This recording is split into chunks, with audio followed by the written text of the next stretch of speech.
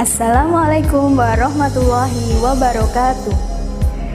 Sugeng enjing para siswa, sugeng pepanggihan malih kalian kula Betiria ing pamulangan basa Jawa. Wektu iki pamulangan basa Jawa arep babar bab ciri khas Ngayogyakarta yaiku jajanan tradisional.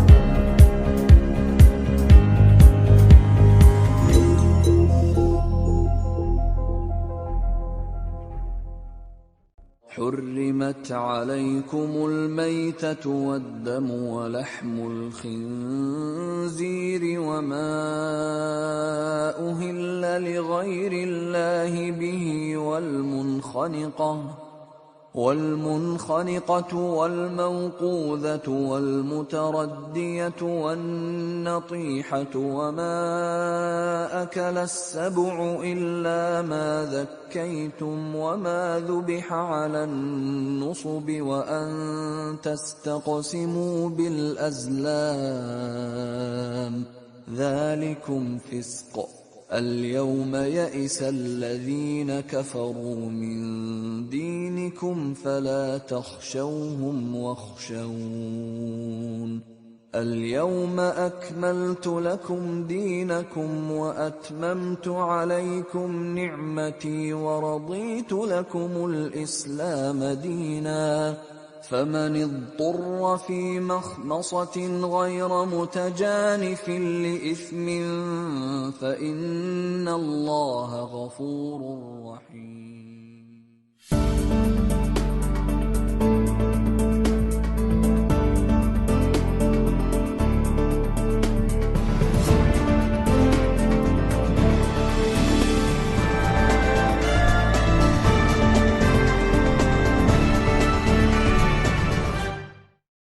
Warisan budaya asli Ngayogyakarta sing ditetepake dadi warisan budaya nasional dening Kemendikbud Republik Indonesia antarane yaiku panganan gudeg. Ananging panganan khas Ngayogyakarta ora mung gudeg, ana maneka warna jajanan tradisional lan dadi ciri saben wewengkon kabupaten ing Ngayogyakarta. Kayata kababar ing liputan iki. Kutha sepisan yaiku Kabupaten Sleman. Kutha iki duwe semboyan yaiku Sleman Sembada. Panganan ciri khas Sleman antarane jajanan tradisional iki asli saka wilayah Kaliurang. Panganan kang diarani jadah tempe kaperang saka jadah sing digawe saka ketan lan tempe bacem minangka lawuhe.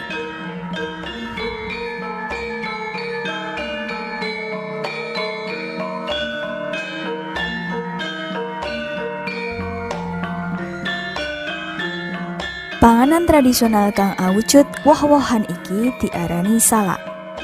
Wit-wit salak akeh tukul subur ing tlatah Turi, Tempel lan sak piturute.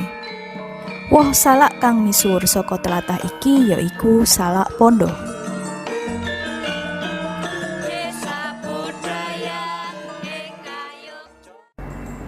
Kutha kapindho yaiku Kabupaten Kulon Progo. Semboyane kutha iki Kulon Progo Binangun. Jajanan tradisional khas Kulon Progo yaiku jajanan tradisional aran growol digawe saka tela pohung. Growol biasane enak dipangan bareng tempe bengok utawa srundeng.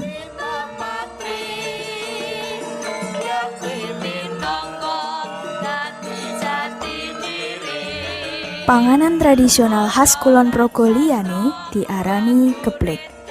Geblek uga dikenal masyarakat kanthi jeneng geblek renteng amarga wujude kaya angka 8 utawa rantai sing renteng-renteng. Geblek kagawe saka glepung kanji lan bumbu bawang.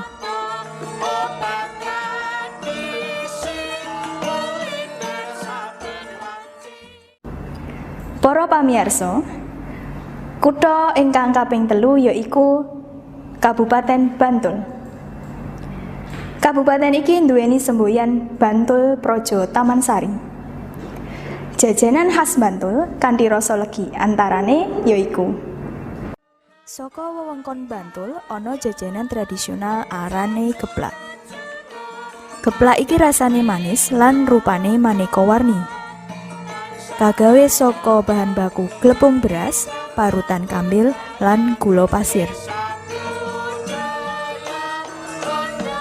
Panganan tradisional kang wujude unik iki diarani tolpit. Digawe saka glepung beras lan gula Jawa. Rasane manis lan cara ngolahe digoreng. Warta sateruse yaiku saka Kutha Ngayogyakarta. Kutha iki nduweni semboyan mangayu hayuning bawana lan moto Yogyakarta berhati nyaman. Panganan tradisional iki barang wajib nalika marani Kutha Ngayogyakarta. Ing antarane panganan tradisional khas Kutha Ngayogyakarta kang ditetepake dadi warisan budaya yaiku gudeg. Gudeg kang misuwur saka tlatah Wijilan. Digawe saka bahan baku gori lan santen.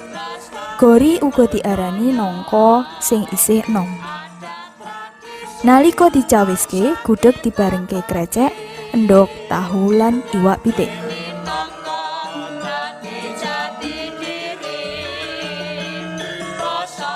Jajanan tradisional iki asli saka daerah Kota Gedhe.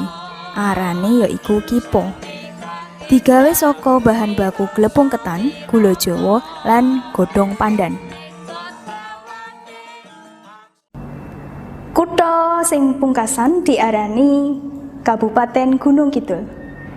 Wewengkon iki semboyane Gunung Kidul Handayani. Ing Gunung Kidul ana panganan tradisional ing antarane ing tlatah Gunung Kidul ana panganan tradisional jenenge gathot. Kagawe saka glepung gaplek lan gula Jawa. Glepung gaplek kuwi tepung sing digawe saka tela pohung. Gathot biasane dicawisake karo piuran parutan kambil enom.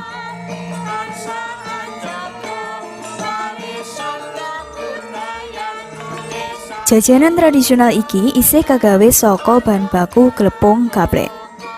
Jenenge yaiku tiwul, wujude kemepiur beda karo gathot. Tiwul biasane dicawisake kanthi piur-piuran parutan klapa enom ing dhuwure.